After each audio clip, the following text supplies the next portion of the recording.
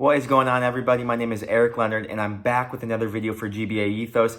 Listen, guys, today I'm going to go into the top 10 questions that I'm asked when it comes to playing professional soccer. As always, guys, before we get into the video, make sure you click the subscribe button below if you are enjoying these videos, and the like button as well. We'll see you guys soon.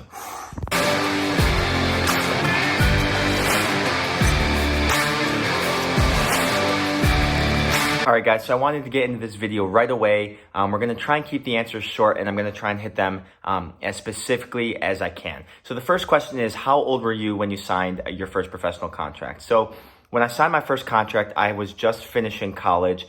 I remember the contract, it was December 15th, 2019. So I believe I was 23 years old, maybe 22 and a half, just coming out of college. I didn't get drafted, so I ended up going overseas to play in Australia first. So that was when I signed my first professional contract.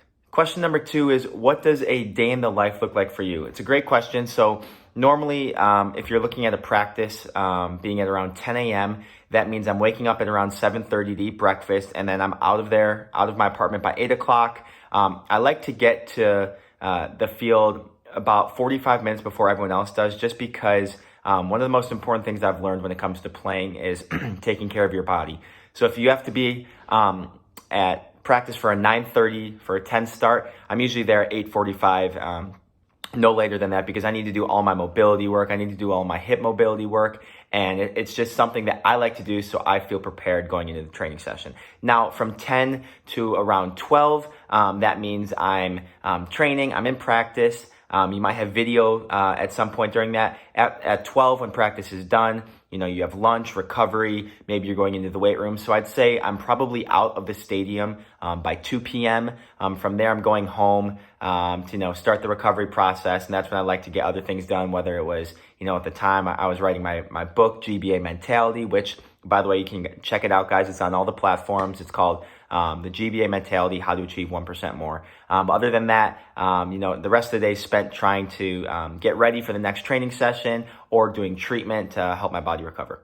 So the third question is, did you go to college or did you go straight to the pros? I kind of just spoke on that a little bit, but I actually went to Butler University. So I played soccer there for 4 years, and then I graduated a semester early to try and get myself ready for the MLS draft. Now, people ask me all the time, is college worth it? Should I go pro?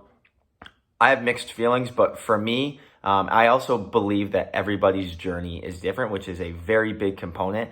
Some people are ready for the pros, and some people need college. In my case, college was the best thing for me for a couple of reasons. Number one, maturity. As a soccer player, as an 18-year-old playing against 22-year-olds, I was able to be in an older environment and earn a starting spot against older guys. This got me ready for the pros with less risk. What I mean by less risk is, if you try and make it pro right away, you're essentially chasing a contract. If you don't get a contract, you're not getting paid. If you're not getting paid, you're without a job. When you go to college, there's a little less risk, but number two, you're also getting an education. And for me, that was a very important part of my life at the time, because, at one point or another, we're all going to be able, or we're all going to have to hang up the cleats, and, just because our body can't play anymore. I don't know when my time is, and I hope it's not for a while, but at least I have my college degree in my back pocket for me to go and use right after. The fourth question is, how likely are you to get picked up in the MLS draft? This is a really good question. I think it depends on a couple things. One, your personal performance over the 4 years. That can be, whether it's accolades or not, but also how's your team doing? One of the best things that I've learned throughout my career is that sometimes it's not necessarily just how you're doing on the field, but it's how your team's doing. So the farther your team makes it, whether it's in the NCAA tournament, your conference tournament, the more games you're playing and the more people are going to end up watching you. So that's where the team sport comes into play. But I will say it is tough to get picked up in the MLS draft. If you think about it, there's 4 rounds, about 15 to 20 people get picked each round, and you're looking at thousands of players who play college soccer. I was not lucky enough to get picked, but I will say, just because you don't get picked in the MLS draft does not mean you can't play professional soccer. I'm going into my 5th year playing now, and I did not get picked. So to answer the question, yes, it is hard, but don't let that discourage you. Question number 5, how do you take care of your body? This is a really good question. At the end of the day, the biggest thing I can say is nutrition. What you're putting into your body in terms of recovery is so important, because if you're playing a game, a 90-minute game, and then right after you're putting crap into your body, you're not going to recover as quickly. This isn't a college season or a high school season when you're playing for 2.5, 3 months. When you get to the professional level, you are playing for 10.5 months. This is your full-time job. It might not be 9 to 5, but you need to treat it like it, because at the end of the day, like I just said, after you get your first contract, you're basically chasing for your second contract. And if you aren't taking care of your body and you get hurt, you can't play, you don't put yourself in the best position to be on the field. So when it comes to taking care of your body, nutrition is the biggest thing. Like I told you, part of my day in the life, the mobility, taking care of your body, stretching, doing stuff beforehand to take care of it. And then after, whether it's the ice baths, heating, stretching, all of those things come into play. So that's what I would say, taking care of your body. Question number 6 is, how do you get invited for a preseason for a pro team? This is a really good question, and I do think there's a couple things that go into this. Number one, I don't think players realize that a lot of it comes down to what the player is doing themselves. That means research.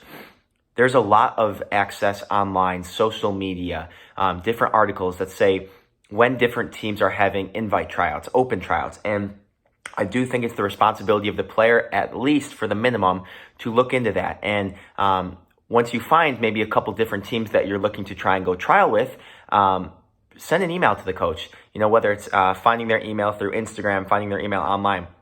The player does have to do work on their own. I know a lot of people think it's always, up to the agent, and that, once you sign with an agent, they take care of everything. And I will say, to an extent, yes, that is the case. But even in the early years of when I first signed with Forward Madison, I never had an agent, and I had to do a lot of the legwork on my own. I was reaching out, sending emails, 50 emails a day to different pro teams, just to try and get invited to a preseason, to a trial. And when you're sending that email, you're including your highlight film, your CV. Your CV is your resume where you've played beforehand. So I do think that one of the best ways to get invited to a preseason is to actually get to a trial first, get in front of the club. And then once you go to a trial, even if it means paying, the $75, $100, it's worth it, because you want to get your face in front of the coaching staff. You want them to see you. And then when you're there, make sure you talk to them and send up a follow email or phone call after, just to keep them fresh in your brain.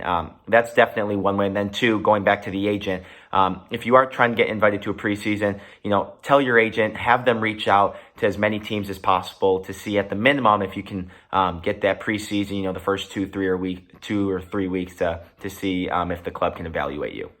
Number 7, this is a really good question. Once you've made it, what is the hardest thing about staying in the professional game?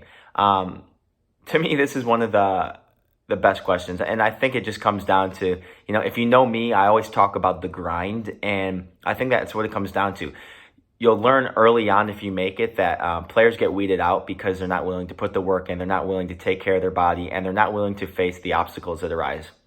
Different obstacles: not playing, not making a lot of money, you don't like your coach, or your coach doesn't like you and you don't understand why. There's always politics involved. At the end of the day, the best advice that I can give you is, when you make it, keep your head down, grind, work hard, keep every bridge open. You don't want to burn or close doors, because at the end of the day, you never know where a coach, a player is going to end up. So you always want to be, not to be cheesy, but you want to be respectful with everyone. You want to appreciate the ownership, the coaching staff.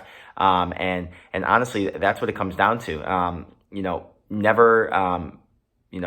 Never be staying at the same place that you are, always trying to become a better player. And I think that a lot of players, once they make it at the professional level, it's, I've made it, I don't need to put any more work in. But one of the biggest things I can remember when I made it was that it's like, okay, what's next? Like, all right, now I need to improve this quality. If I'm going to play in the back, I need to improve my long balls. I need to improve my vision. I need to improve my technical abilities. There's always something that you can improve on. So it's just always staying hungry and staying on the grind. Question number 8 is another good one. What does training look like in the off season? So a couple different things. If you're playing a 10.5-month season, the most important thing after you're done is rest. You need to rest. You need to take time for your body, and you need to take time to recuperate. once you've rested about 2 to 3 weeks, this is when you can kind of get after it. Meaning, this is your chance to improve all the things that you were hoping to improve last season, so you can go in even sharper for the following season. What this might look like. So for me, I train at a place, Bridges FC. I'm in Palatine, Illinois. It's where a lot of pros, semi-pros, college players go back in the offseason to train. So if it's Monday through Friday, I may be training with them Monday, Tuesday, Friday, or Monday, Tuesday, Thursday. I'm playing soccer, and then maybe Tuesday, Thursday, I'm doing some sort of weightlifting session, and then on the weekend I'm resting. It is important that you are still resting in the off season. You can definitely work on things and keep your fitness up, but you want to make sure your body is healthy. Number 9, what is the best thing about playing professional soccer? I mean, at the end of the day, we talk about 9 to 5 jobs. Like, a lot of people don't like their job. In my opinion, I have the best job in the world. I get to wake up and kick a ball for a living for 4 hours a day. That's it. Money aside, the traveling aspect, the friendships that I've made, the people and the connections, the communities that I've been able to be a part of. I just think playing is so special, and it's so undermined how important it is in terms of not only your happiness, but like you get to make a difference. So for me, like playing at Ford Madison, one of the coolest parts of playing there was the community aspect. I got to be involved with the community and, helping out and building something bigger than just playing on the field. And then at the end of the day, it's, I love soccer. And I hope I can do this for as long as my legs allow me to. And so that's why, when it comes down to what's the best thing about playing, it's just realizing that, this is your love, this is your passion, and this is what you want to do with your life. Last question, number 10 is advice for trying to make it. Yeah, at the end of the day, you just have to be willing to sacrifice. I think that's the biggest word that I've learned throughout my 5-6 years of playing. A lot of players aren't willing to sacrifice. It seems like such a little thing, but I'm talking about when it comes to sacrifice. I mean, are you really willing to put things aside in your life to achieve your goal, your dream? When I didn't get drafted, it could have been easy as, okay, well, you know what? They messed up. They didn't realize how good I was. And then I just start my next job. But for me, I had to go all the way to Australia for my first contract to even get a look back in the US. So at the end of the day, you need to be able to sacrifice whatever it is. It might mean, friendships, social stuff, all the little stuff that you've been taught growing up to make it to your high school team, your college team. It's the same thing in the professional ranks, but just a bit more. There's more risk. There's more, detail. There's more focus. So I'd say my advice is you need to be able to sacrifice, and you need to have a strong work ethic. You can have all the skill in the world, you really can, but if you don't have a good work ethic, you're not going to last. So that'd be my advice. All right, everybody, those are my top 10 questions that I'm commonly asked about professional soccer. If you guys enjoyed this video, please remember to hit the like button below and click subscribe if you haven't already. Happy holidays, everyone, and I'll see you guys soon.